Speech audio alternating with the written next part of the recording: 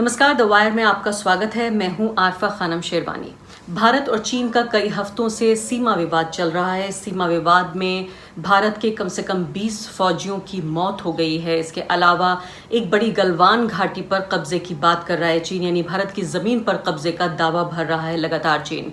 भारत ने इस पर कार्रवाई करते हुए 59 जो ऐप्स हैं उनको बैन कर दिया है, बिना ये कहते हुए कि हम चीनी ऐप्स को बैन कर रहे हैं। भारत की सरकार ने कल ये अनाउंसमेंट किया, घोषणा की। Ministry of electronics and information technology ने कहा कि भारत की एकता और संप्रभुता दोनों को कॉम्प्रोमाइज कर रही थी ये 59 ऐप्स, और इस पूरे घोषणा में कहीं चीन का जिक्र नहीं किया गया है। लेकिन जो वफादार मीडिया है वो ये कह रही है कि ये चीन से बदला लेने के लिए भारत सरकार ने ये कदम उठाया है, क्योंकि ये ऐप्स जो हैं ये चीनी ऐप्स हैं और इस वजह से चीन की आर्थिक तौर पर कमर तोड़ने के मकसद से ये काम किया गया है।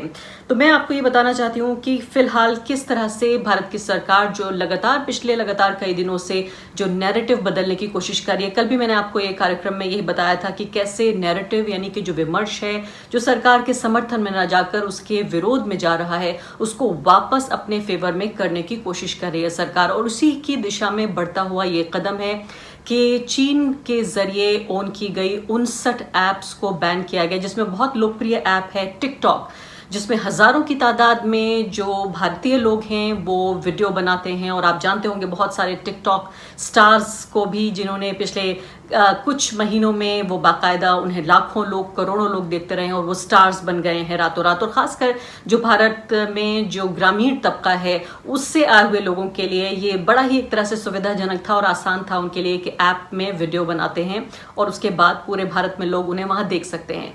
मैं इस कार्यक्रम में चर्चा करूंगी खास मेहमान से, और बहुत सारे सवाल हैं इस ऐप के बैन होने के बाद भी, यानी ऐप के बैन होने की घोषणा के बाद सवाल खत्म नहीं हुए बल्कि सवाल शुरू हुए हैं। अपार गुप्ता मेरे साथ मौजूद हैं, जो कि एग्जीक्यूटिव डायरेक्टर हैं इंटरनेट फ्रीडम फाउंडेशन के। ये फाउंडेशन, ये जो संस्था है, ये डिजिटल राइट्स की बात करती है और जो इंटरनेट या वेब सेंसरशिप है उस मुद्दों पर ये लोग काम करते हैं। इनसे कई मेरे महत्वपूर्ण सवाल हैं। उससे पहले मैं आपको ये बता देती हूँ कि ये पूरी जो प्रक्रिया है आखिर ये किस तरह से काम करेगी, क्योंकि लोग ये पूछ रहे हैं कि क्या उनके मोबाइल में, मेरे फ़ोन में भी अगर ये ऐप्स डाउनलोडेड हैं तो क्या इन्हें डिलीट करना पड़ेगा कानूनी तौर पर। लेकिन इसकी जो पूरी प्रक्रिया है वो किस तरह से काम करेगी। वायर पर ये आर्टिकल है, ये आप पढ़ सकते हैं। ये आर्टिकल ये कह रहा है, काफी डिस्क्रिप्टिव आर्टिकल है, ये कह रहा है कि गूगल प्ले स्टोर और iOS ऐप स्टोर से सबसे पहले डीलिस्ट कर दिया जाएगा इन ऐप्स को, ताकि नए तरीके से जो डाउनलोड जो लोग करना चाह रहे हो उनको वो अवेलेबिलिटी ना हो। लेकिन आर्टिकल साथ साथ ये भी कहता है क्योंकि ये ऐप्स इतने पॉपुलर हैं इसलिए लोग फिर भी इनको डाउनलोड करने की कोशिश करेंगे, इनको ना सही तो इनके क्लोन्स को डाउनलोड करने की कोशिश करेंगे, यानी इनके जैसे मिलते जुलते नामों को। अभी भी अगर आप जाएं प्ले स्टोर पर या iOS जो ऐप स्टोर है iOS का, तो वहां पर भी आपको मिलते जुलते इस तरह के नाम मिल जाएंगे, टिकटॉक से या वीचैट से या बाकी जो दूसरी ऐप्स हैं उनसे मिलते जुलते। तो इससे और ज्यादा रिस्क बढ़ जाएगा उन लोगों के लिए, उनकी प्राइवेसी के लिए जो यूजर्स इनका इस्तेमाल करने की कोशिश कर रहे हैं। फिर इसके अलावा दूसरी बात वो ये भी कहते हैं कि यूजर्स ये भी कर सकते हैं कि वीपीएन के जरिए जाने की कोशिश करें, कि वीपीएन बजाय इसके कि पेड सब्सक्रिप्शन लें, वो वीपीएन के जरिए, शॉर्टकट के जरिए जाकर इन ऐप्स को यूज करने की कोशिश करें, और इससे सिक्योरिटी रिस्क और ज्यादा बढ़ जाता है। उन्होंने उदाहरण दिया है रशिया का कि किस तरह से रूस ने टेलीग्राम पर पाबंदी लगाने की कोशिश की 2018 में और वो कामयाब नहीं हो पाया। और इससे ये पता चलता है कि कितना मुश्किल है भारत की सरकार के लिए इस पे पाबंदी लगाना, अगर लगाना भी चाहे। लेकिन जिन सवालों के जवाब मैं ढूंढने की कोशिश करूंगी इस कार्यक्रम में, वो सवाल ये है कि आखिर ये लिस्ट कैसे बनाई गई कि 59 ही ऐप्स हम इनको बैन करेंगे, इनको ब्लॉक करेंगे, क्या सिर्फ इतनी ही चाइनीज ऐप्स हैं। दूसरा सवाल मैं ये भी पूछूंगी कि जो अगर यूजर अभी भी इसको जो डाउनलोडेड है उसके फोन में, उसका क्या करना है। अगर कोई वीडियो, माना मैं अगर शेयर करती हूँ या आप शेयर करते हैं टिकटॉक पे बना हुआ वीडियो, तो क्या ये गैर कानूनी माना जाएगा, क्या इसके लिए सजा तय की जाएगी। इसके अलावा सब मान लेते हैं कि फर्ज कीजिए कि अगर आप किसी से वीचैट पर बात करना चाहें अपने रिश्तेदार से या कोई बिजनेस की बातचीत, तो क्या ये भी गैर कानूनी माना जाएगा। और जो मेरा सवाल है एक, वो ये है कि जो लोकल एम्प्लॉयज हैं, जो भारतीय लोग इसमें जिनको रोजगार मिला हुआ है, इन ऐप्स के जो लोकल एम्प्लॉयज हैं, उनका क्या होगा, उन भारतीयों का क्या होगा? अगर हमारा आज चीन से विवाद है और चीनी ऐप्स हम ब्लॉक कर रहे हैं या बैन कर रहे हैं, तो क्या कल को अगर हमारा यूनाइटेड स्टेट्स ऑफ अमेरिका से कोई मतभेद होता है तो क्या हम फेसबुक, ट्विटर, इंस्टाग्राम ये वाली ऐप्स हम ब्लॉक करने लगेंगे? ये जो एप्लीकेशंस हैं इनको हम ब्लॉक करेंगे? क्योंकि क्या ये जो पूरा जो एक आर्थिक एक तरह से रिटेलिएशन का जो कदम है भारत की सरकार का, क्या वो यहीं पर रुकेगा, या जो चीनी इन्वेस्टमेंट है भारत की कंपनियों में, क्या उस पे भी बात आएगी? क्या चीन भी उस तरफ से कदम उठा सकता है कि अपना इन्वेस्टमेंट वापस ले? लेकिन अभी फिलहाल बात कर लेते हैं अपार गुप्ता से, और पहला सवाल मेरा अपार गुप्ता से यही है कि अपार जी, मुझे सबसे पहले आप यही बताइए कि क्या जो ये सिलेक्शन है 59 ऐप्स का, ये किस तरह से किया गया, कैसे चूज किया गया कि इन्हीं ऐप्स को बैन किया जाएगा? देखिए, हमारे सामने जो दस्तावेज हैं, जो सरकारी जो भी सूचनाएं हैं, वो एक प्रेस रिलीज है जो करीबन 8 बजे ministry of electronics and IT ने प्रेस इंफॉर्मेशन ब्यूरो के द्वारा रिलीज की थी। इसमें चीन का कोई जिक्र नहीं है, और अगर देखें इसके ठोस तरीके से जो भी इनपुट्स आए गए हैं, वो ये लिखा गया है कि extensive recommendations have been made by a committee which is constituent of the Ministry of Home Affairs। तो अंग्रेजी में ये बताया गया है कि मिनिस्ट्री ऑफ होम अफेयर्स से रिकमेंडेशन आई है, और फिर department of electronics and IT है, जो मिनिस्ट्री है एक्चुअली, सॉरी गलती हो गई इधर थोड़ी, पर ministry of electronics and IT है, उसने ये रिपोर्ट देके इन एप्स पे ये कदम लिए हैं। और इसमें कारण यही बताए जा रहे हैं कि ये देश को खतरा पैदा करते हैं, ये डेटा की चोरी करते हैं और दूसरे देश ले जाते हैं। पर इसमें देखें एक अपेंडिक्स जोड़ा हुआ है जिसमें ये 59 एप्लीकेशंस का लिस्ट है, और ये 59 एप्लीकेशंस अगर देखी जाए, ये ज्यादातर कहलाई जाती है चीनी एप्लीकेशन है, क्योंकि इनकी पेरेंट कंपनी या ये कोड हुई है या बनी है चीन में, और ये भारत में काफी वाइड तरीके से, मतलब ज्यादा इसका इस्तेमाल किया जाता है। तो इसके जो कारण यही है कि बोल रहे हैं कि देश को खतरा है, साइबर सिक्योरिटी का खतरा है, पर रिकमेंडेशंस जो हैं और सर्ट इनको जो कंप्लेंट्स गई हैं, जो ये साइबर सिक्योरिटी बॉडी है, उस सब के प्रमाण जो है, वो रिकमेंडेशंस जो हैं वो हमारे सामने नहीं। तो ये सरकारी दस्तावेज है, जब तक हमारे। मैं ये पूछना चाहता हूँ कि ये जो 59 ऐप्स हैं, इनके सिलेक्शन के पीछे क्या वजह है? क्या इनमें से सिर्फ 59 को लिया गया है? और आपके पास जानकारी क्या है, कितनी चीनी ऐप्स होंगी जो भारत में फिलहाल भारतीय लोग इस्तेमाल करते हैं? हमारे पास कोई ब्यौरा वगैरह है इसका? नहीं, ऐसा कुछ नहीं है, अनगिनत ऐप होंगी, और ये नहीं बोल सकते आज की स्थिति में कि क्या चीनी है, क्या अमरीकी है और क्या भारतीय है। क्योंकि देखिए, ऐप जो बनती है वो एक कंपनी बनाती है, और कंपनी में जो पैसा डालते हैं लोग, वो ज्यादातर प्राइवेट इक्विटी इन्वेस्टर डाल रहे हैं, वेंचर कैपिटल फंड डाल रहे हैं, और ये ज्यादातर पैसा आ रहा है भारत के बाहर से, भारत के अंदर से भी आता है, पर इसके अंदर छोटे छोटे शेयर परसेंटेजेस होती हैं जिनके वजह से ये कंपनियों को पैसा मिलता है और ये ऐप बनाती है। काफी बारी ये ऐप ऐसे भी बनती हैं क्योंकि इनमें कोडर जो होते हैं, जो कंप्यूटर प्रोग्रामर होते हैं, वो ये कोड दूसरी ऐपों से लेते हैं। तो आज की डेट पे अगर आप देखें, कोई ऐसी परिभाषा नहीं है जिससे हम सही तरीके से और स्पष्ट तरीके से बता पाए कि कौन सी ऐप भारतीय है, कौन सी ऐप विदेशी है। और इसमें एक दूसरी बात भी मैं जोड़ना चाहूंगा, जो आपने एक और प्रश्न किया कि ऐसी और कितनी एप्लीकेशनें होंगी बियॉन्ड दीज 59 जो चीनी ऐप है बोल सकते हैं, मेरे हिसाब से अनगिनत होंगी। बहुत हैरानी और बहुत ही दिलचस्पी की बात है कि एक देश की सरकार दुनिया के सबसे बड़े लोकतंत्र में 130 करोड़ लोगों को इंफॉर्मेशन देती है। वो ये कहती है कि इस तरह से हम इन ऐप्स को ब्लॉक कर रहे हैं, इन्हें बैन कर रहे हैं। वो ये भी नहीं कहती है कि हम बदला लेने के लिए ऐसा कर रहे हैं, लेकिन उसके बावजूद भी इसको मीडिया के एक बड़े तबके के बड़ा तबका जो है जिस तरह से उसको पेश करता है कि चीन ने हमारे 20 फौजियों को मार गिराया, हमारी जमीन पर कब्जा कर लिया, और इसके बदले के तौर पर देखिए हमने उनके ऐप ब्लॉक कर दिए। तो मैं आपसे ये भी जानना चाहती हूँ कि ये जो, अगर ये भी मान ले, मैं कह रही हूँ कि आज मैं ये मानने को तैयार हूँ कि जो भी हमारी सरकार कह रही है कि ये नेशनल सिक्योरिटी के लिए खतरा है, ये प्रिवेसी के लिए भी खतरा है, यानी कि पिछले 6 साल में हमने मोदी सरकार को कभी भी प्रिवेसी के बारे में इतना बात करते नहीं सुना है, बल्कि अदालत में लोग ज्यादातर इस बात के लिए को लेकर पिटिशनर्स गए कि भारत की सरकार खुद जो नागरिक हैं उनकी प्राइवेसी में जो है इंटरफेयर कर रही है, उसमें इंट्रूजन कर रही है। लेकिन चलिए आज मान लेते हैं कि ये सब चीजें ठीक हैं, तो मुझे आप ये बताएं कि इस वक्त में इस पर लगाम लगाने या इसको बैन करने का क्या क्या रीजन हो सकता है? अगर ये देश की सुरक्षा के लिए खतरा था, अगर ये हमारी निजता के लिए खतरा था, तो इतना इंतजार क्यों किया गया कि चीन आए, फौजियों को मारे, जमीन पे कब्जा करे और फिर हम इस पर बैन लगाए? जिस संस्था में मैं काम करता हूँ वो काफी निजता पे काम करती है। तो राइट टू प्रिवेसी केस में मैं एक वकील भी था, तो मैं जानता हूँ सरकार का रुख आज तक कैसा रहा है।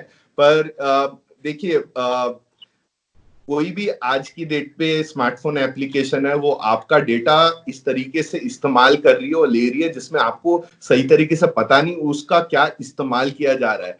आपकी कब रिकॉर्डिंग करी जा रही है, कब फोटो का इस्तेमाल किया जा रहा है, कॉन्टैक्ट कब ले रहे हैं, और उस डेटा के बेसिस पे कौन से एडवर्टाइजर को बेचते हैं और कौन सी सर्विसेज आपको प्रोवाइड होती हैं और कहाँ स्टोर हो रहा है। तो इसके लिए एक डेटा प्रोटेक्शन का कानून, एक अभी हमारे संसद की एक कमिटी है, मीनाक्षी लेखी जी उसमें कंसिडर कर रही हैं, और जब तक ये कानून नहीं बनता तब तक ऐसी जो ब्लॉकिंग अगर हम ये 59 एप्स के अगेंस्ट कर रहे हैं, तो मेरे हिसाब से ये 59 एप्स के आगे भी हमें काफी जाना पड़ेगा। और दूसरी चीज है, ये जो कानूनी पावर है जो सरकार के पास है, जो section 69A of the information technology act के अंडर आती है, उसमें कोई ऐसा ग्राउंड नहीं है, कोई ऐसी पावर नहीं है कि अगर किसी पर्सन की निजता का हनन हो रहा है तो वो कोई स्टेप ले सके to block an application by itself. तो कानूनी ढांचे में ये फिट नहीं होता इतनी इजीली। फाइनली मैं एक और सुरक्षा के मद्देनजर कैसे देखेंगे राष्ट्रीय सुरक्षा, देखिए सुरक्षा में डेफिनेटली मेरे को मैं भारत सरकार, देखिए भारत सरकार अगर यह बोल रही है कि निजता और सुरक्षा दोनों पे प्रभाव पड़ रहा है, मैं उनकी बात मानूंगा। पर उनकी बात मानने के लिए मेरे को और भी प्रमाण चाहिए, मुझे और भी ठोस सबूत चाहिए। There needs to be objective evidence. और देखिए ये होम मिनिस्ट्री की जो रिकमेंडेशंस है, सर्टेन को जो रिपोर्ट्स गई हैं, जो साइट करी गई है, ये प्रेस रिलीज में जो कल 8 बजे लगाई थी मिनिस्ट्री ने, तो ये सारे अंडरलाइंग मटेरियल्स पब्लिक को बताने चाहिए, क्योंकि इससे प्रभाव सिर्फ उन पे नहीं पड़ता जो ये ऐप चलाते हैं, उन कंपनियों पे, इस पे वो प्रभाव उन पे भी पड़ता है भारतीयों पे जो ये ऐप इस्तेमाल करते हैं। और जो कोडर डेवलपर, जो सारी इकोनॉमी इसके अराउंड बिल्ड होती है, क्योंकि आज की डेट पे कोई ऐप चीनी नहीं है, कोई भारतीय नहीं है, सब एक साथ जुड़ी। और यही मेरा सवाल था आपसे कि जो भारतीय लोग इन ऐप्स को बनाने में, इनके कोडिफिकेशन में, इनको इस्तेमाल करने में, पहली बात तो मुझे ये बताइए कि कितनी बड़ी तादाद में आपका अंदाजा है कि लोग इसमें एम्प्लॉयड होंगे, जिनको रोजगार मिल रहा होगा, और इनके बैन हो जाने से क्या इन लोगों के ऊपर सीधा असर पड़ेगा? इससे पहले कि चीन की जो आर्थिक कमर है वो टूटे, इससे पहले आपको लगता है कि भारतीयों की कमर टूटेगी? देखिए, एक ऐसा, मैं इसमें एक ऐसी चीज बोलूंगा, देखिए अगर हमें डेटा और ऐप का चस्का लग गया है, तो चस्का छुड़ाने के लिए धीरे धीरे हमें सही तरीके का पोषण और डाइट देनी पड़ेगी। और ये जो सडननेस बोल रहे हैं, the suddenness of this move, ये ऐसे शॉक जब दिए जाते हैं सिस्टम को, तो इनोवेशन पे काफी प्रभाव पड़ता है। अब मेरे को इससे याद आता है, नीति आयोग ने जब बोला था कि जॉब्स डेटा जो है वो गिग इकोनॉमी को अकोमोडेट नहीं करता, तो उनके सबसे बड़े अफसरों ने ये बोला था कि भारत के युवा जो हैं ज्यादातर वो स्मार्टफोन के माध्यम से अपना रोजगार ज्यादातर आजकल करने लगे हैं, जो जॉब्स में फॉर्मल इकोनॉमी में गिनती नहीं करी जाती। तो मेरे हिसाब से इसका काफी प्रभाव पड़ेगा, इन 59 एप्स के आगे भी पड़ेगा, क्योंकि इन्वेस्टर सेंटिमेंट जो होता है और फॉरेन एप्स जो होती है, इंडियन एप्स जो होती है, वो सब आज की डेट पे ये देखने लगेंगे कि ये क्या स्थापित करता है। It sets a very worrying precedent according to me. जी हाँ, और आखिरी सवाल आपसे ये भी कि ये मुझे बताइए कि ये जवाब मुझे नहीं मिला कि क्या भारतीयों के रोजगार पर इसका असर पड़ेगा? क्योंकि मेरे हिसाब से पड़ेगा, मैंने जैसे अभी बताया, पर मैं देखिए मेरे पास जॉब्स डेटा नहीं है इस पे, तो मैं सही स्पष्ट तरीके से ये नहीं बता सकता कि टिकटॉक से कितने लोग जुड़े हुए हैं जो अपना रोजगार चलाते हैं, या यूसी ब्राउजर या कैम स्कैनर या शाइन उनके कितने एम्प्लॉइज इंडिया में है, कितने कॉन्ट्रैक्टर्स इंडिया में है, पर मैं जानता हूँ काफी लोग हैं जो क्रिएटिव इंडस्ट्री से तो हैं ही, और इन ये काफी जैसे बोला जा रहा है ये इन्वेस्टमेंट भी करना चाह रहे थे, तो काफी सारे फाइनेंशियल आर्टिकल्स आजकल में निकलेंगे जिससे ये पता लग जाएगा कि भारत में जो ये निवेश करने वाले थे और जॉब्स देने वाले थे उन पे बहुत सारा असर कैसे पड़ेगा। और आखिरी बात कि क्या चीन की कमर टूट जाएगी, क्या हम बदला ले पाएंगे गलवान घाटी का? देखिए, मैं पॉलिटिकल कमेंटेटर नहीं हूं, मैं अपने पर्सनल कैपेसिटी में ये बोलता हूं कि हम अगर अपने शहीदों का बलिदान का सही तरीके से हम जायजा लें तो एक ऐप स्मार्टफोन से हटाना इसके लिए बहुत एक छोटा रिपरकशन होएगा। हमें थोड़ा क्रिएटिवली सोचना चाहिए, सिस्टमैटिकली सोचना चाहिए, जिससे हम सही तरीके से आत्मनिर्भर हो पाए। तो मैं प्रधानमंत्री ये बात से तो मानता हूं पर हो रहा है, पर ये ऐप बैन मेरे हिसाब से, देखिए एक ऐप की जगह दूसरी ऐप आएगी, मेरे को पता नहीं ये कहाँ एंड होएगा। लेकिन मैं ये जरूर पूछना चाहती हूँ कि इससे क्या चीन के ऊपर असर पड़ेगा फाइनेंशियली, क्या उनकी आर्थिक कमर टूटेगी? देखिए, चीन की आर्थिक कमर अगर हम देखें आज की डेट पे, उसकी कमर बहुत बहुत बहुत सख्त है। वो भारत से ही ट्रेडिंग पार्टनर नहीं है और बहुत डाइवर्सिफाइड है, उनकी मैन्युफैक्चरिंग इंडस्ट्रीज है, उनकी गाड़ियां इंडिया में बिक रही हैं, कंपोनेंट मैन्युफैक्चरिंग काफी जाने नहीं है, लोगों ने बोला है that they are integrated in the global supply chain very intimately, and to wean ourselves of this dependency we have to think in terms of long term process. So जैसे car industry के काफी दिग्गजों ने ये बोला है कि ऐसे बैन, एक्सपोर्ट, इंपोर्ट ड्यूटीज जो लगा रहे हैं वो थोड़ा सोच समझ के लगाइए। मैं भी यही कहूंगा, हमें थोड़ा सोच समझ के चलना चाहिए टेक्नोलॉजी में भी। बहुत बहुत शुक्रिया आपका अपार गुप्ता जी। साफ तौर पर अंग्रेजी में एक शब्द होता है स्मोक स्क्रीन, के सीधे तौर पर सिर्फ ये कि पर्दा है जो डालने की कोशिश की जा रही है लोगों की आंखों के ऊपर, और एक बहुत ही प्लायबल, एक बहुत ही वफादार मीडिया का सेक्शन है जो बता देता है कि हमने सारा बदला ले लिया है, हमने जंग जीत ली है। बहुत बहुत शुक्रिया आपका हमारी आंखें खोलने के लिए और हमें बताने के लिए कि वाकई ये पूरी तरीके से सिर्फ एक पर्दे से ज्यादा कुछ भी नहीं है। शुक्रिया आपका। Thank you so much. Thank you for having me. The wire के और वीडियोस देखने के लिए सब्सक्राइब करें और बेल आइकन पर क्लिक करें। स्वतंत्र पत्रकारिता की आर्थिक मदद करने के लिए डिस्क्रिप्शन में दिए गए लिंक पर जाएं और अपनी राशि चुनें।